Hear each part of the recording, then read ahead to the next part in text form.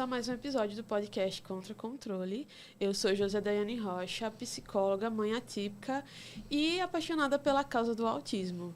E nesse episódio especial eu trouxe uma convidada que eu tenho muito apreço por ela, que é a Lara Andrade. A gente já se conhece há algum tempo, a gente foi colegas de escola, de colégio, de ensino médio. E eu estou muito feliz de poder reencontrar ela, para ela vir aqui falar um pouquinho da história dela com relação ao autismo, os estudos que ela vem desenvolvendo, os projetos que ela está envolvida. A área de estudo dela, né, a gente vai falar muito sobre a questão da inclusão, que ela tem muita propriedade para falar sobre isso. E eu vou pedir para ela se apresentar um pouquinho para vocês. Oi, estou muito feliz de estar aqui. Eu sou a Lara, sou pedagoga, sou mãe atípica também. E estou aí nessa luta de ativismo pela causa, porque é uma luta diária e tudo que a gente puder fazer para acrescentar, para agregar, a gente está aqui para isso. Então, Lara, como eu falei, a gente já se conhece há um tempo, Sim. né? Colegas de escola. É bem interessante que a gente passou anos e anos sem ter contato nenhum. E, de repente, quando a gente voltou a ter contato, foi justamente sobre isso, porque, assim, a gente acabou meio que descobrindo que as duas eram mães atípicas e isso acabou que reuniu, né, de novo. Como é que, assim, para mim foi uma experiência muito enriquecedora, muito legal saber dizer, olha, a gente tem alguns pontos em comum, né, depois de tanto tempo sem se ver. E como é que foi para você, assim, esse reencontro? Então, eu lembro exatamente desse dia, né? Foi incrível, porque mais precisamente em 2007, né? Nós nos conhecemos e perdemos contato, a vida seguiu e já depois de adultas a gente se encontrou e, por coincidência, a gente se encontrou na instituição que nossos filhos faziam acompanhamento. E foi uma surpresa e, ao mesmo tempo, uma sensação de acolhimento, né? Que é, poxa, você me entende de alguma forma, então vamos trocar ideia, vamos conversar e pronto. Desde então a gente vem trocando essa experiência, essa vivência e foi incrível, muito bom. Você é uma pessoa muito envolvida na causa, eu ando acompanhando.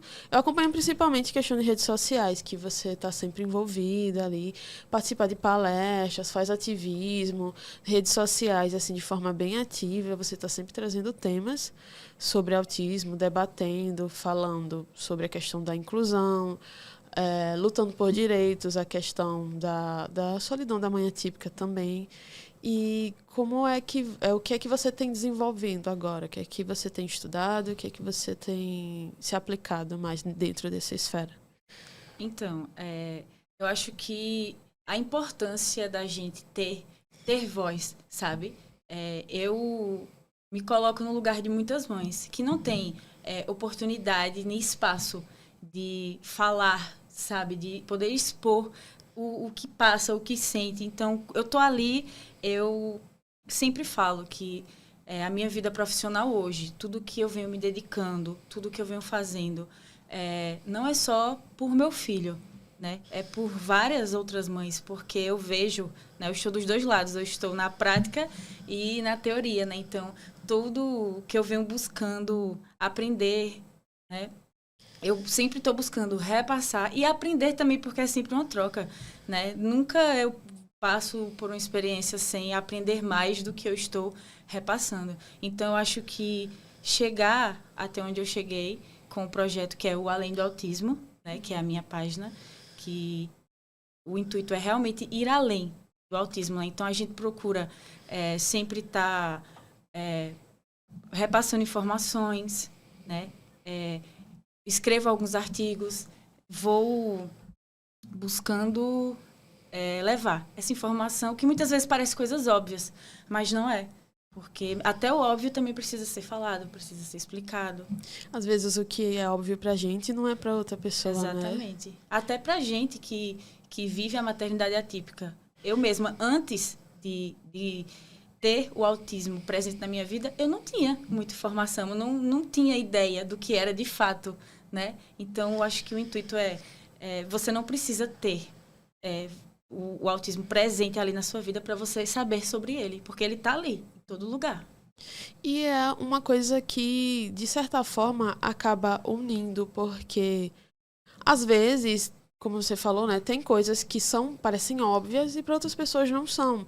E é de se pensar que muitas pessoas ali estão começando a descobrir o que é autismo, ou então não tem tanto acesso à informação, e é muito importante ter uma voz assim, né, falando, trazendo, que tem um pouco mais de acesso à informação, que fale para essas pessoas de uma maneira que elas entendam, que vá atrás, que represente, né? Então, dessa forma, o trabalho que você desenvolve é muito importante. Com certeza, porque foge muito do que a gente vê na TV e até muitas vezes de uma forma romantizada, sabe? Você ter alguém como referência que tá ali vivendo no cru mesmo o que é a maternidade atípica e muitas vezes maternidade solo também.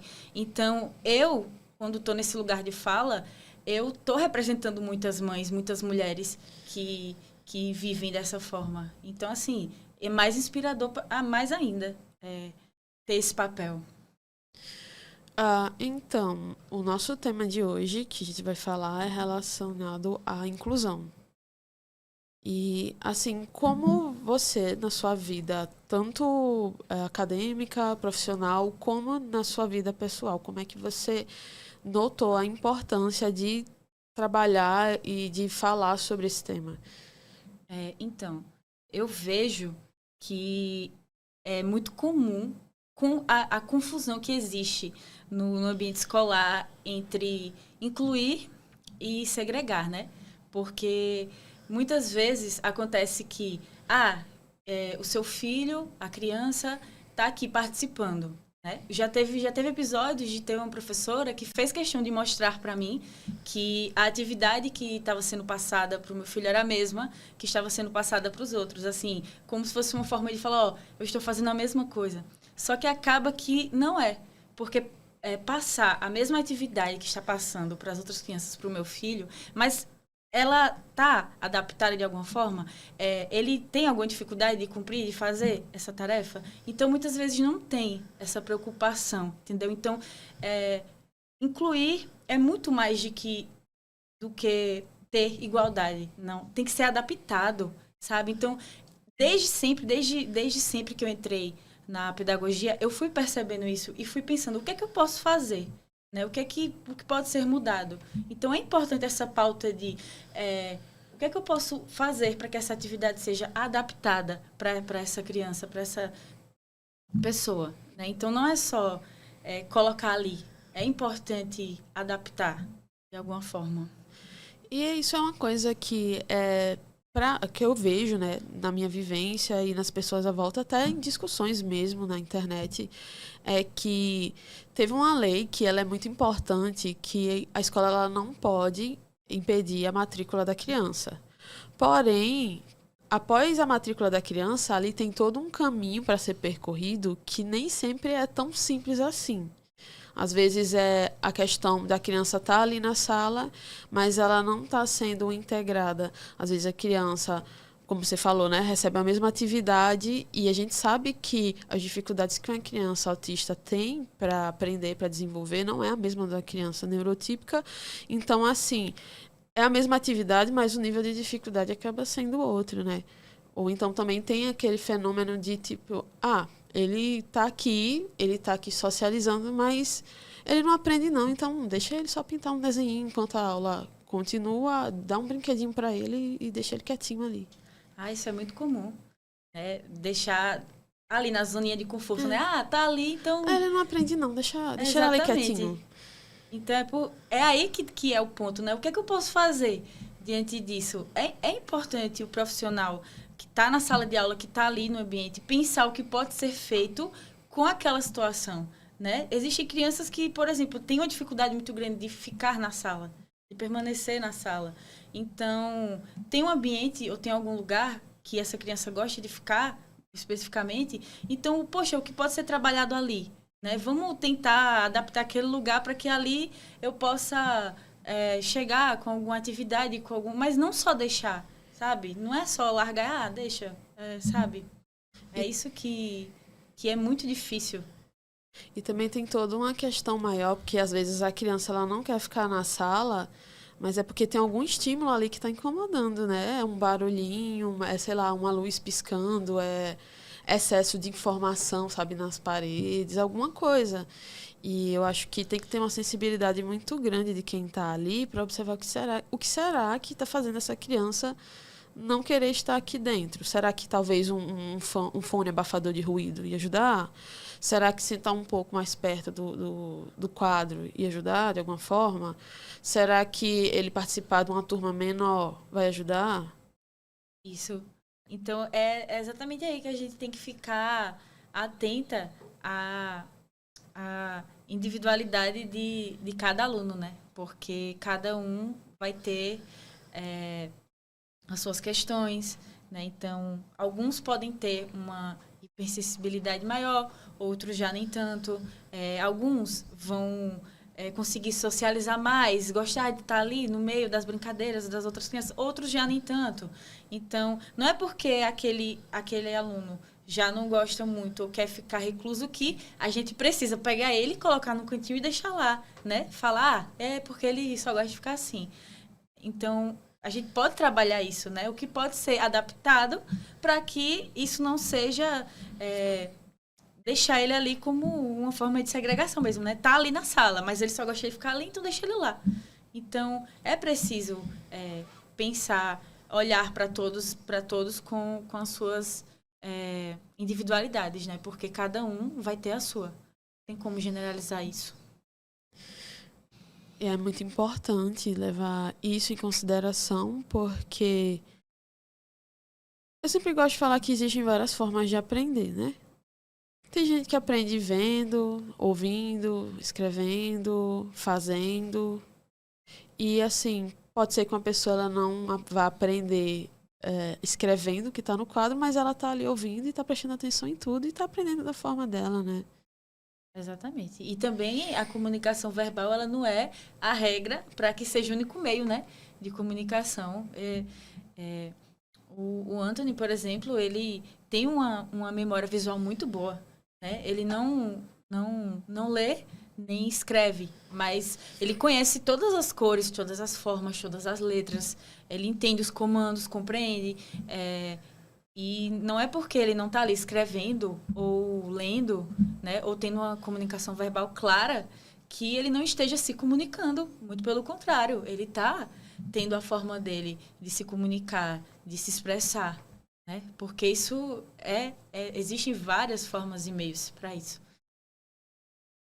Agora, falando um pouquinho da relação com a escola e os alunos. Na minha vivência como mãe, tanto quando meu filho era criança, como agora ele é adolescente, eu noto que, às vezes, os colegas, os alunos, eles têm interesse de incluir aquele aluno, outros não, né? Mas, muitas vezes, a escola não consegue facilitar esse processo por causa de uma bagagem que essas crianças trazem de casa, no sentido de que, às vezes, os pais, as mães, sem informação ou com preconceito ou capacitismo, eles podem dizer assim, olha, não fica junto não dele, ele tem problema. Olha, não fica perto não. Ah, esse menino, não fica ali não, junto com ele. Não brinca, não interage. E até na forma mesmo de passar informação. Às vezes a criança pergunta, por que meu coleguinha ele faz esse barulhinho? Por que ele mexe as mãos desse jeito? E muitas vezes o adulto, em vez de explicar, ele pode falar, não fala isso não, olha, ele é autista, não fala não. Isso acaba gerando um medo, um receio, e até com que as crianças e adolescentes elas acabem reproduzindo, sabe, esse preconceito, esse capacitismo. E assim, você como profissional, você acredita que não só tentar trazer os alunos neurotípicos para conversar sobre esse tema, mas trazer os pais desses alunos, se isso é uma opção ou se é uma coisa muito distante de acontecer, se é um pouco mais difícil trazer esses pais para essa discussão desse tema.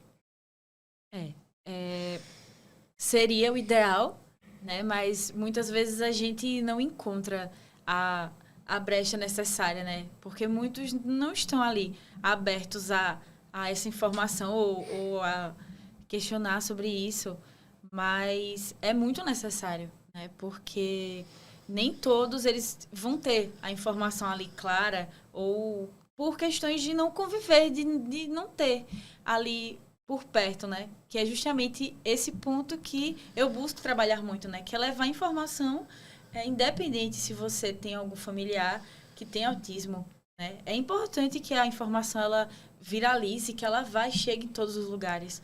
Então, é muito necessário que os pais eles tenham a mínima ideia, né, de uma forma didática, sabe? Seria necessário, sim, que a escola ela trabalhasse nisso, porque é muito duro como mãe também ver na própria escola questões de preconceito, sabe? De ver o seu filho sendo destratado ou excluído de alguma forma só por ele ter autismo, né? Então, é muito necessário que tenha essa troca. Com relação à adaptação dentro das escolas, como é que funciona? Geralmente, você, quando você está ali trabalhando no dia a dia, porque assim, a visão de profissional é uma, de mãe é outra, você consegue ter esses dois conhecimentos dentro dessa área, você consegue ter a visão tanto de mãe como de profissional. Então, assim, como é que funciona essa questão da adaptação na sala de aula e o que você acha que seria importante que viesse a acontecer, mas às vezes não acontece? Existe a sala de recursos, né? Em cada escola. E nem todas, já infelizmente, era para ser algo que era para ter em todas mesmo, sem exceção. Mas a sala de recurso, ela é um ponto muito importante, porque ela tem diversos estímulos. Então, é uma liberdade que a gente dá para o aluno, que ele possa identificar aquilo que ele vai gostar, que ele vai estar ali interessado. Então, a gente presta atenção nisso, por quê? Porque a gente, através desse interesse, trabalhar em cima desse interesse e também levar para a sala de aula. Que a sala de recursos já está falando, é um recurso, né? Ali é um suporte. Então, daquele suporte, a gente leva para a sala de aula. No caso, na sala de recurso, fica um profissional da psicopedagogia, que já tem a especialização de trabalhar a psicologia com a pedagogia. Então, fica mais fácil para que ele tá ali manuseando a situação e leva para a professora. Então, aí acontece essa troca. Então, o que pode ser feito, né? Então, é importante que tenha essa comunicação, que tenha esse interesse também do profissional, sabe? Participar, para que ele possa, na sala de aula, colocar a tarefa, a atividade para todas as crianças e já saber como pode levar para aquela criança específica, para aquele aluno específico. Então, como eu falei, né? É algo específico e individual. Então, cada aluno vai ter o seu estímulo. Aí, através daquele estímulo, o profissional trabalha em cima dele. Entendeu? Dentro da sala de recursos, pelo que eu entendi, o aluno ele vai lá explorar o lugar, fazer as atividades, aí o profissional ele vai ali observar como aquela criança, o que é que ela gosta, como que ela interage mais e vai ter essa conexão, essa conversa com o professor na sala de aula. Aí, uma dúvida que eu tenho é se esse trabalho da sala de recursos ele é um trabalho mais voltado para questões, por exemplo, de, sei lá, coordenação motora, se a criança, sei lá, brinca mais com, sei lá, com Lego, se ele gosta mais de massinha, se ele gosta mais de, sei lá, de um livro colorido, desse tipo de coisa, ou se, por exemplo, a atividade da sala de recurso, ela tem conexão direta com o que é trabalhado na sala de aula. Por exemplo, digamos que a criança esteja trabalhando leitura na sala de aula. O que vai ser trabalhado na sala de recurso também vai ser a questão da leitura? Na verdade, era para ser essa extensão, né? Porque seria muito mais proveitoso. Mas nem sempre é assim, né? Não é uma regra que seja. Muitas vezes, na sala de recurso, acontece o estímulo de ou de algo que já é presente ou novos estímulos. Então, existe a questão sensorial, né? Tem o estímulo verbal. Então, é trabalhado muitas coisas, o que não deixa de ser imensamente importante também. Então, necessariamente não existe essa extensão, sabe? Pode ser, sim, trabalhado, depende da comunicação que o profissional da psicopedagogia tenha com o profissional da pedagogia, né? Se eles tiverem uma comunicação, pode sim, né?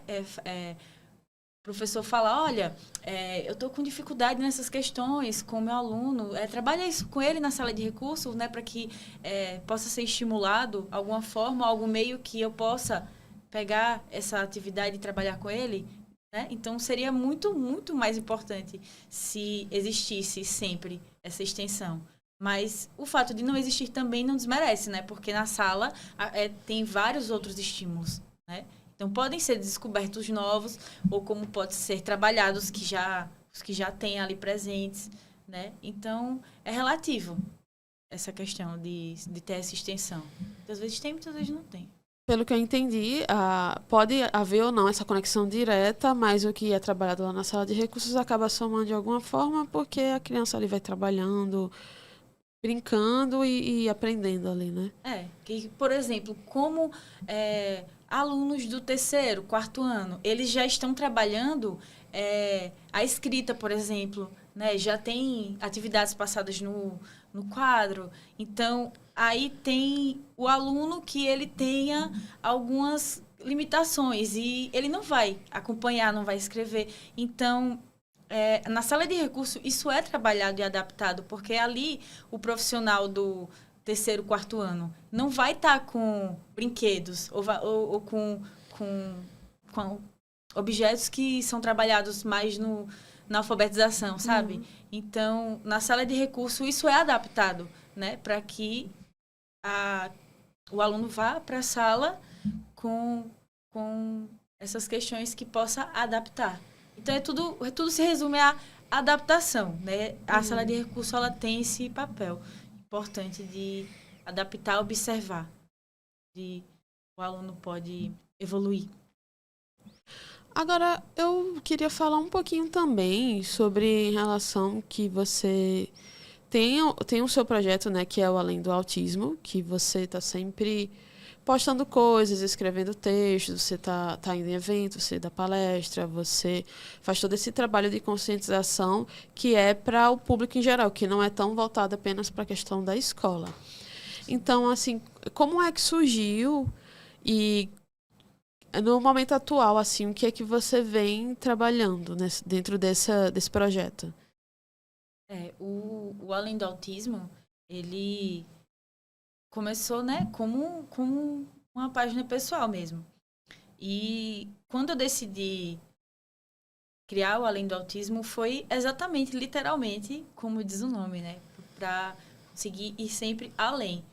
Então, meu ponto inicial foi, poxa, eu posso pegar essa situação e transformá-la em algo não tão sofredor, sabe? E solitário, porque é importante frisar o quanto é solitário, né? Você, como mãe atípica, sempre tá ali dando conta de tudo. Então, eu fui buscando formas de expandir isso, de transformar em informação, né? Então, o projeto, Além do Autismo, eu tenho alguns artigos, alguns textos publicados, que é numa revista digital, que é a revista Mães que Escrevem.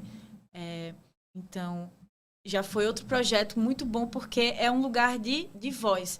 Então, se a minha voz ela está indo a outros lugares, se ela está indo além daqui, então eu estou fazendo o trabalho certo, sabe? Então, isso é muito renovador, porque, poxa, eu não estou fazendo tudo em vão, né? Isso está indo para algum lugar.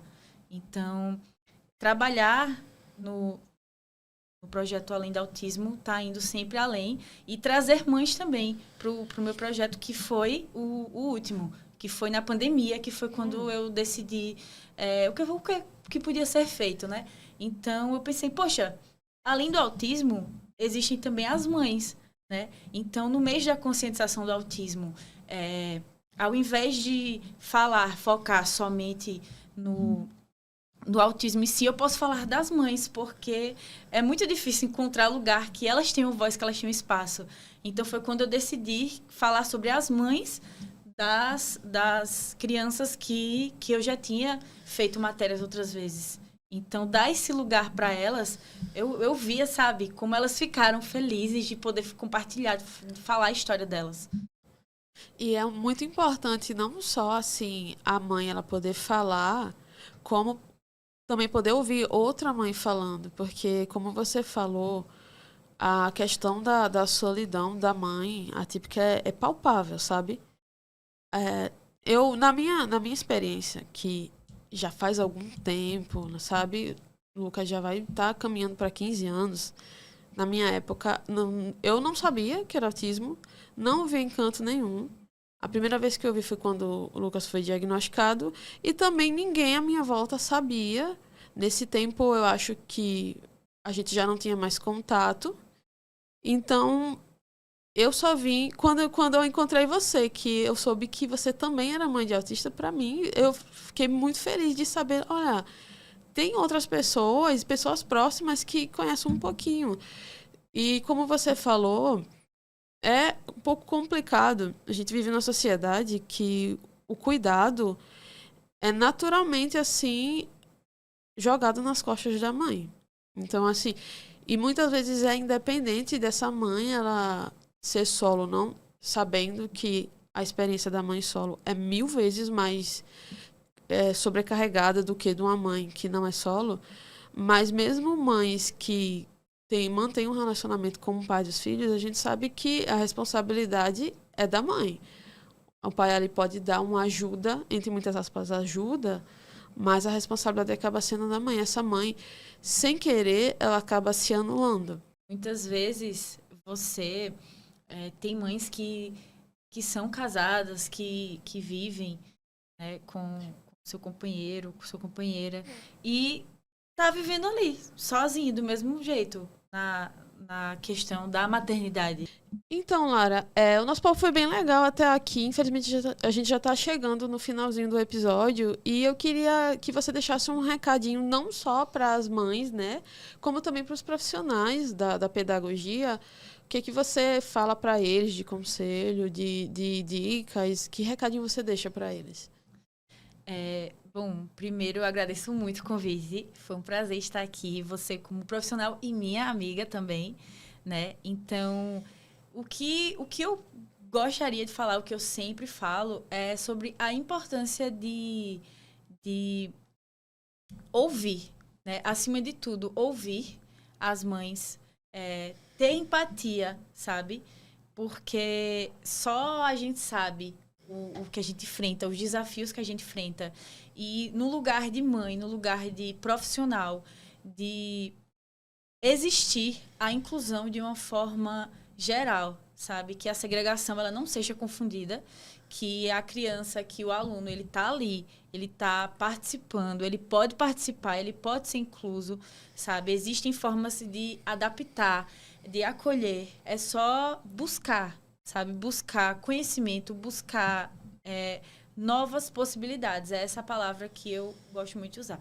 Possibilidades, né? Então, a gente está aqui, a gente segue na luta, a gente segue com a informação. Espero que tenha sido uma forma didática, né? E a gente está aqui também para continuar aprendendo. É uma troca, vai ser sempre uma troca, né? Não esperem ter uma pessoa com autismo do seu lado para entender sobre autismo. Busque o conhecimento. Tá ali, tá tudo tão acessível, sabe, hoje em dia. Então é isso. Que a gente possa ganhar mais voz e espaço como mães, mulheres e profissionais. Então, eu quero agradecer muito a sua participação. Estou muito feliz de ter gravado com você. Inclusive, gostaria de ter gravado antes. Já vou deixar o convite aberto se você quiser voltar várias vezes. Trazer... E a gente tentou bastante. Trazer temas específicos, então a gente pode conversar. Eu gostaria muito de que você voltasse outras vezes. E também gostaria que você deixasse para o pessoal os meios de te contactar, redes sociais, e-mail, o que você quiser. Sim. Podem dar uma olhadinha lá no Além do Autismo, que é Além do Autismo, _, que é no Instagram.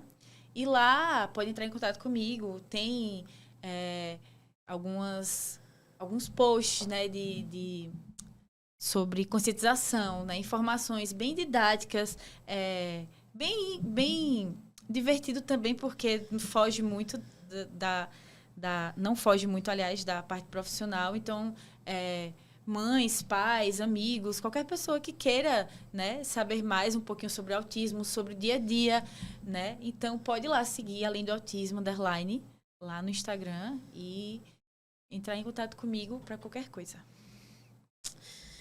Então, o episódio de hoje está acabando. Eu estou muito feliz que vocês ficaram comigo até aqui e quero convidar vocês também, quem me acompanha apenas no YouTube, fique sabendo que você está perdendo metade da diversão, porque tem vários episódios que são só em áudio que ficam disponíveis nas plataformas de música.